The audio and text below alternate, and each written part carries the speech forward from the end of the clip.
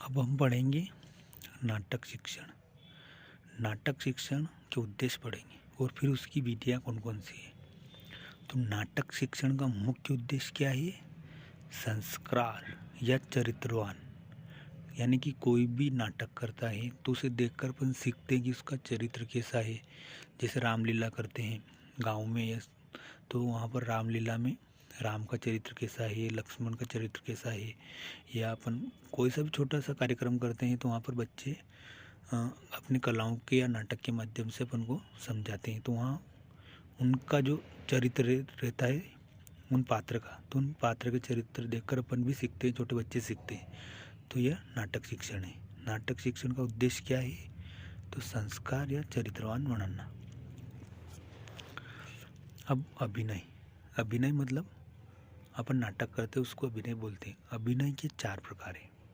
अभिनय के कितने प्रकार हैं? 4 प्रकार हैं। भरत मुनि ने नाट्य शास्त्र में 3 उद्देश्य बताए। भरत मुनि के अनुसार नाटक के 3 उद्देश्य क्या है? हितोपदेश जननम, विनोद जननम, विश्रांति जननम। यानी कोई नाटक कर रहे हैं तो वो किसी हित के लिए होने चाहिए, मनोरंजनकारी होना चाहिए और वो एक शांतिपूर्ण रूप से होना चाहिए। तो नाटक के भरत मुनि ने कितने उद्देश्य बताए? 3 उद्देश्य। हितोपदेश जननम, विनोद जननम, विश्रांति जननम। हितोपदेश जननम मतलब किसी हित के लिए होना चाहिए नाटक। विनोद जननम मतलब मनोरंजनकारी होना चाहिए। विश्रांति जननम यानी शांतिपूर्ण तरीके से होना चाहिए।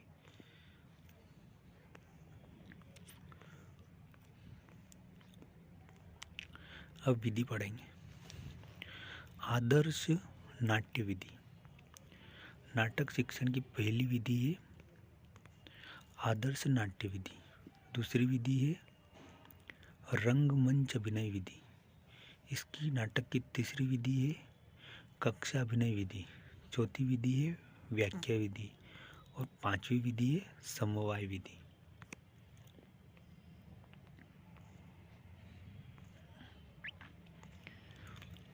सबसे पहले पूछेंगे आदर्श नाट्य विधि।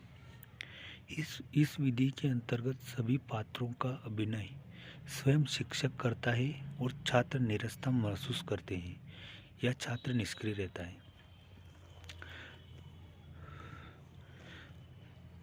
इस विधि में क्या है कि किसी भी पात्र का नाटक करना हो तो वह शिक्षक अपने हाव भाव से समझा देता है, बच्चे सिर्फ देखते रहते हैं। इस विधि को आदर्श नाट्य विधि कहते हैं। ऐसा पूछता है कि कौन सी विधि में शिक्षक ही सब काम करता है। तो आदर्श नाट्य विधि छात्र निरस्ता महसूस करते हैं क्योंकि सब काम शिक्षक करता है।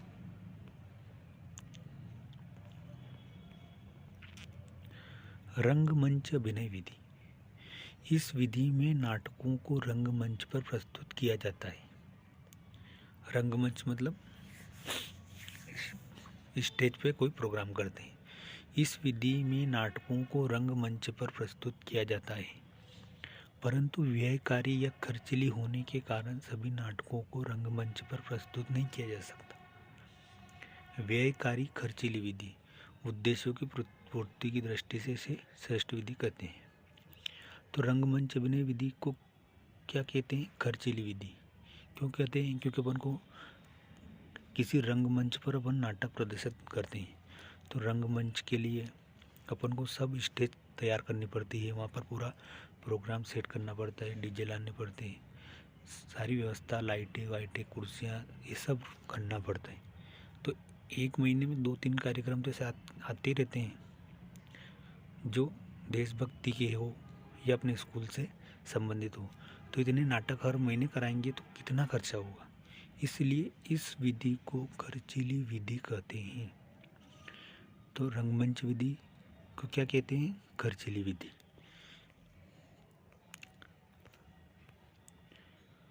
कक्षा अभिनय विधि।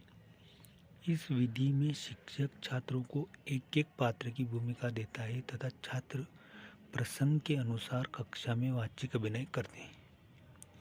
वाचिक अभिनय मतलब पढ़कर। कक्षा अभिनय कैसे? जैसे कि अपन छोटी कक्षा में पढ़ते थे, तो जैसे अशोक के बारे में पढ़ते हैं, सम्राट अशोक के बारे में।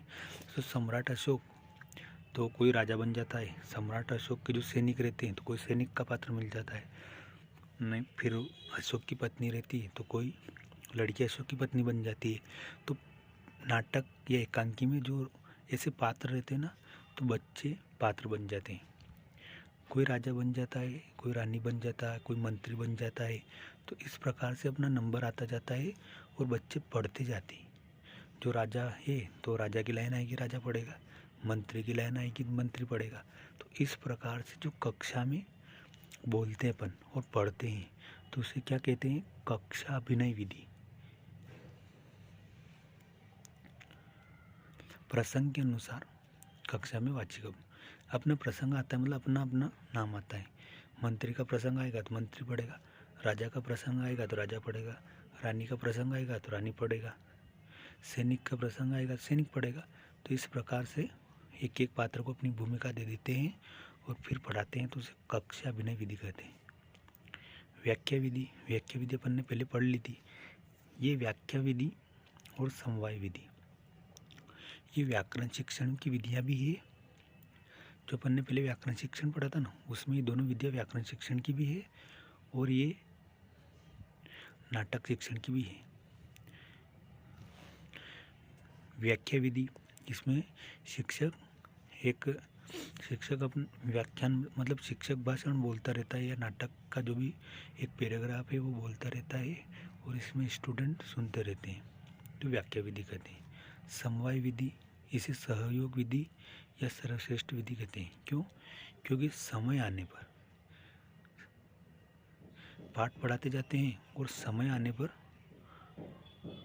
इस विधि को उपयोग करते हैं, इसलिए इसे समवाय विधि कहते हैं। यह विधि उक्त सभी विषयों का मिश्रण मानी जाती है। उदाहरण के लिए 26 जनवरी, 15 अगस्त। भाई इस विधि समय आने पे कैसे?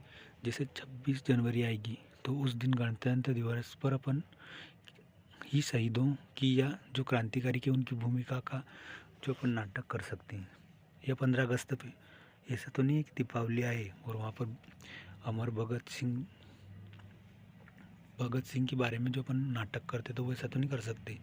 तो समय के अनुसार जैसा समय रहेगा, जैसा टॉपिक रहेगा, उसके हिसाब से नाटक करना रहेगा।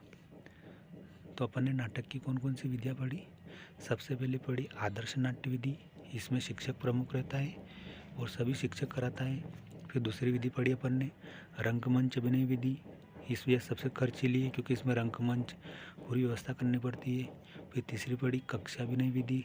कक्षा अभिनय विधि में इसमें शिक्षक छात्रों को अपने पात्र के अनुसार, प्रसंग के अनुसार पात्र बना देता है और फिर प्रसंग आने पर बच्चे अपने अपने हिसाब से पढ़ते हैं।